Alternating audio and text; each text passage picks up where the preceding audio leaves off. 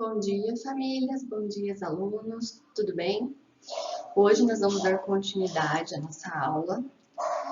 Hoje, terça-feira, então vocês vão pegar a apostila de vocês do bloco 2, que a gente está usando, e lá onde diz aula do dia 16, vocês vão riscar e vão escrever a aula do dia 30, que é o dia de hoje, tá bom? Terça-feira. Vamos começar. Observe as informações abaixo. No ano de 2020, deveria ter acontecido o censo, ou seja, a verificação realizada pelo IBGE. Porém, devido à pandemia da doença Covid-19, não ocorreu. Desta forma, os dados apresentados abaixo apresentam duas informações. O número de habitantes no município de Pinhais em 2010, que foi o último censo realizado, e o número estimado para 2020, de acordo com o crescimento populacional dos anos anteriores. E aí a gente tem esse gráfico, tá? Deixa eu pegar aqui, minha canetinha. Aí nós temos esse gráfico aqui. Essa primeira informação aqui é a população estimada de 2020 e esta é a população no último censo que foi feito em 2010. E aqui, deste outro lado, a gente tem o mapa com a localização ali de Pinhais, que é o que a gente está vendo no gráfico, né? E a legenda de acordo com as estatísticas desse gráfico. Então, tem a população do último censo e a comparação com outros municípios. E aqui embaixo a fonte de onde foi tirada essas informações. Então, aqui é onde está todas as informações que a gente vai usar para responder as próximas atividades, tá bem? Vamos ver lá. Na imagem acima, podemos observar vários números, os quais estão relacionados abaixo. Então, ali a gente pegou alguns números que estavam lá naquele gráfico e colocou eles aqui para vocês. Agora, responda as questões. Questão número 1. Complete o quadro com os antecessores e sucessores. Então, vamos relembrar, né? Temos todos os números aqui. E para colocar o antecessor e o sucessor para vocês responderem. Exemplo, o que é um antecessor e um sucessor, gente? Vamos lembrar disso? O antecessor, e no exemplo aqui, o antecessor e sucessor do número 20, tá? Então, aqui, número 20. Antecessor é o que vem antes, tá bem? Então, o antecessor do número 20 é o número 19.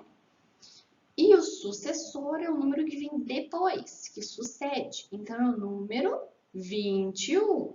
Vamos de novo. Se eu quero o antecessor do número 20, é o que vem antes. Antes do número 20 vem o 19. E o sucessor é o que vem depois. O que vem depois do 20 é o 21. Tudo bem? Bem fácil essa questão. Então, respondam essa primeira parte com os antecessores e essa segunda parte com os sucessores, tá bem? Questão número 2. Escreva os números por extenso diretamente no caderno de matemática. Então, pega lá o caderno de matemática e vamos fazer os números por extenso. Quais números que a gente vai escrever por extenso? Aqueles mesmos números da questão 1, tá? Esses aqui. O que é escrever por extenso, gente? Escrever por extenso é a gente pegar um número e escrever o número, tá? Então, lá, número 20, como se escreve o número 20? Assim.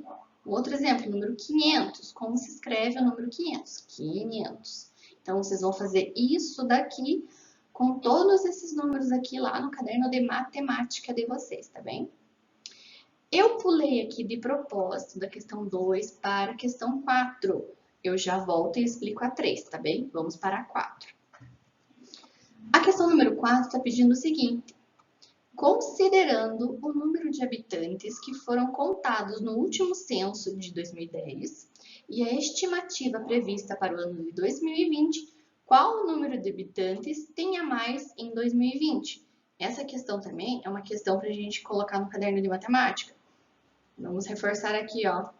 Quantos habitantes tem a mais em 2020? É uma conta do que vocês vão ter que fazer, pessoal? Bem fácil essa pergunta, né? Leiam com atenção que vocês conseguem, tá bem? Olha só, pessoal. Eu pulei a questão número 3 lá do outro slide, porque ele é muito grande e não ia caber lá. Então, agora eu vou explicar o número 3, tá bem? A número 3 pede o seguinte: coloque os números no quadro de ordens. Então, esse é aquele famoso quadro de ordens que a gente estuda lá na escola, que tem as unidades simples e os milhares. Então, aqui, lembra lá? Unidade, dezena, centena. Unidade de milhar, dezena de milhar, centena de milhar. Vocês vão pegar aqueles mesmos números que a gente usou lá no número 1 e no número 2. Vamos pegar todos aqueles números e vamos colocar eles aqui no quadro de ordens. Vocês lembram como que completa o quadro de ordens? Coloquei um exemplo aqui, ó. Quadro de ordens do número 20. Como que a gente coloca o número 20 no quadro de ordens, pessoal? A câmera está bem em cima aqui do exemplo. Deixa eu ver se eu consigo escrever aqui para vocês, só um pouquinho. Vamos ver aqui. Aqui, ó. Eu vou colocar aqui nessa tabela aqui, porque a câmera está bem em cima, tá bem? Então, lá, número 20. Como que a gente coloca? Número 20, ó. O número a gente sempre começa de trás para frente, tá, pessoal? Número 20, o 0 vai ser unidade e o 2 vai ser uma dezena. Coloquei outro aqui, ó, número 500. Como que eu preencho? Número 500. 500, ele tem dois números zeros e o número 5. Então, lá, esse 0 é unidade, esse 0 é dezena e esse 5 é uma centena. Então, eu vou preencher esta tabela não com esses números do exemplo, tá, pessoal? Esse aqui foi só um exemplo. Vocês vão preencher a tabela lá com aqueles números da atividade número 1 que a gente usou, tá bem?